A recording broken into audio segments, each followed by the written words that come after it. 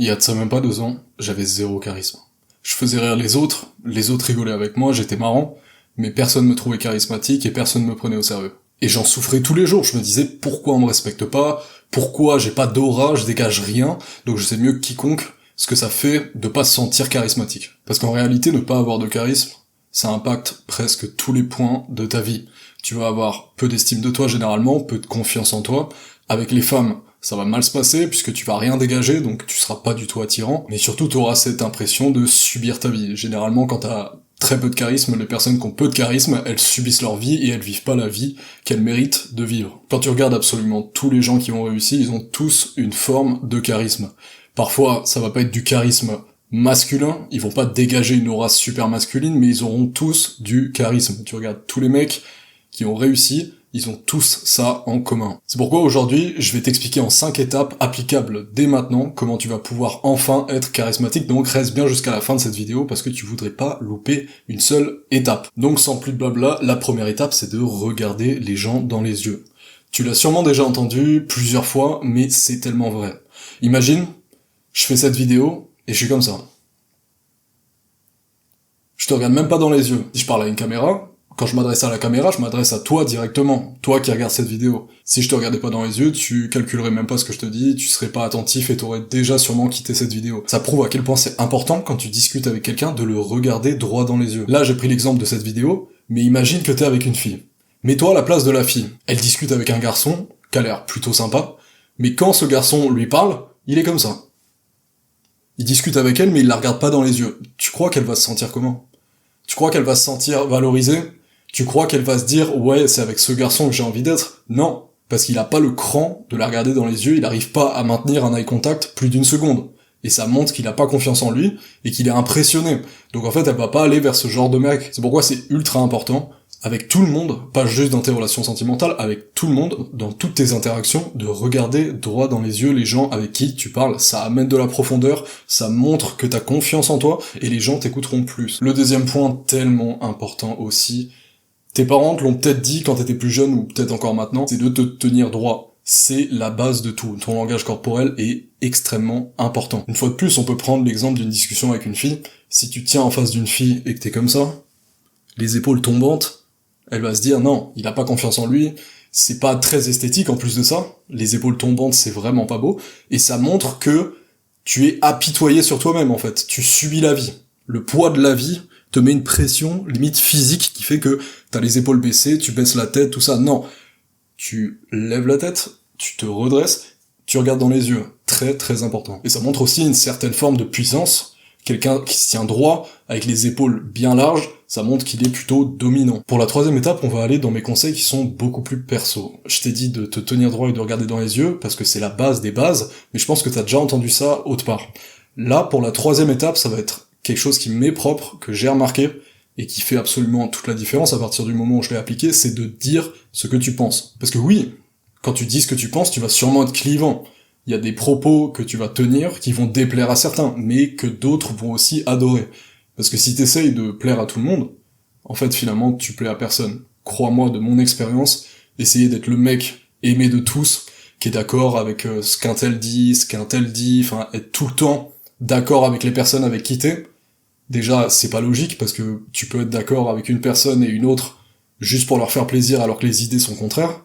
Mais en plus de ça, ça montre une image que t'essayes juste de plaire aux autres et finalement ça fait l'inverse de l'effet escompté. Dire ce que tu penses, ça te rend vraiment plus charismatique parce que ça montre que t'es quelqu'un qui a des valeurs, qui affirme et qui ne ment pas, qui dit ce qu'il pense. Alors le but c'est pas de crier tes opinions sur tous les toits, pas du tout, c'est juste que si une discussion survient ou qu'on te demande ton opinion sur certains sujets, c'est de les assumer, de dire ce que tu penses, en accord avec tes principes et tes valeurs, et ça va te rendre beaucoup plus charismatique et même attirant aux yeux des femmes.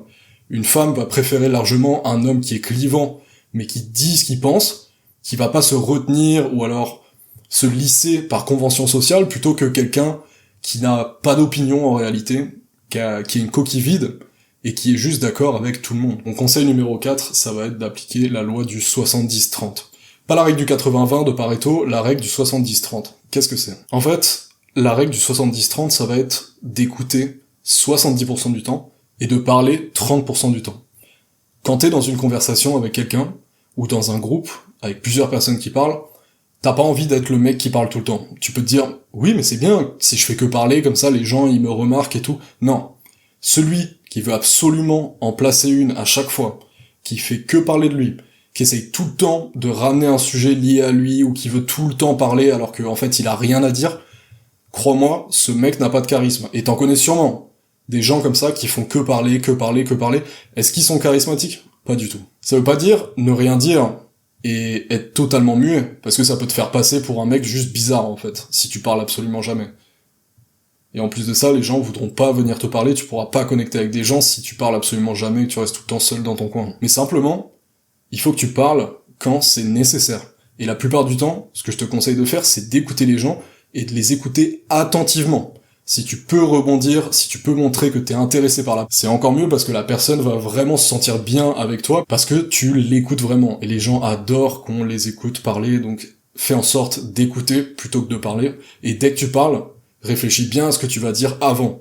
Il faut qu'il y ait une nécessité et pas que tu parles en fait pour rien du tout. Donc voilà, n'oublie pas, 70% du temps tu écoutes, c'est très important d'écouter attentivement, faire de l'écoute active, pas juste laisser les choses rentrer dans une oreille et sortir, tu écoutes bien ce qui se passe autour de toi, et les autres 30% du temps, tu parles, mais seulement quand c'est nécessaire. C'est pas un mal de pas parler pendant plusieurs minutes, mais par contre c'en est un de faire que parler en permanence. Mon conseil numéro 5, une fois de plus qui est très propre à moi, mais que je trouve qui est extrêmement pertinent, c'est d'accomplir des victoires. Alors quel est le rapport avec le charisme? En fait, les études montrent que accomplir une victoire, même une petite victoire, hein, vraiment un tout petit truc, augmente ta testostérone significativement, pendant un temps. Et tu sais que la testostérone est liée à plein de choses chez nous les hommes, nos traits du visage, voilà, notre mâchoire, enfin bref, peu importe, plein de choses, notre bien-être en général, notre libido, enfin bref, peu importe, mais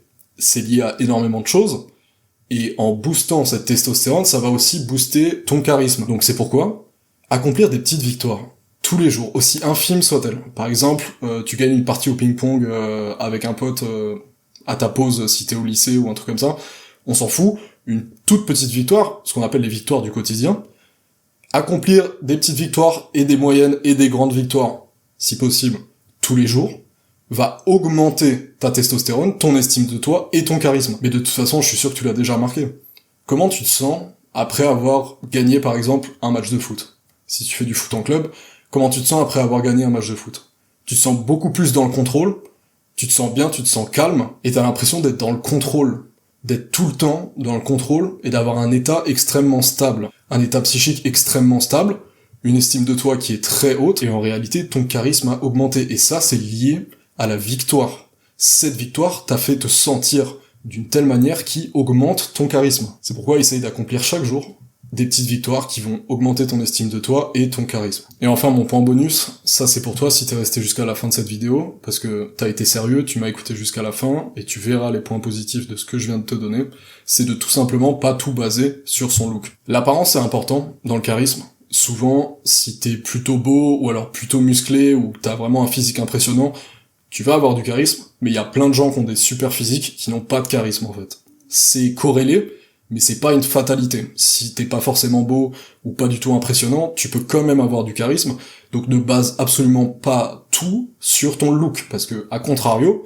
si t'es vraiment beau gosse, c'est pas pour autant que tu vas avoir du charisme. En réalité, si tu penses aux personnes les plus charismatiques que tu connais, il y en a plein qui sont pas considérés comme beaux ou musclés ou ce que tu veux, ils ont un charisme énorme. Par contre, quelque chose qui est certain, c'est qu'en augmentant ta confiance en toi, notamment à travers le style vestimentaire et ton look, ça va aussi augmenter ton charisme, parce que tu vas te sentir mieux, tu vas te sentir bien, tu vas te sentir à l'aise, et en confiance, ce qui fait que tu seras plus relâché, plus tranquille, et ça va augmenter ton charisme. C'est pourquoi, si tu l'as toujours pas vu, je t'invite à regarder ma dernière vidéo, où je parle justement du style et de la confiance en soi, et à quel point c'est corrélé. Je te la mets juste ici.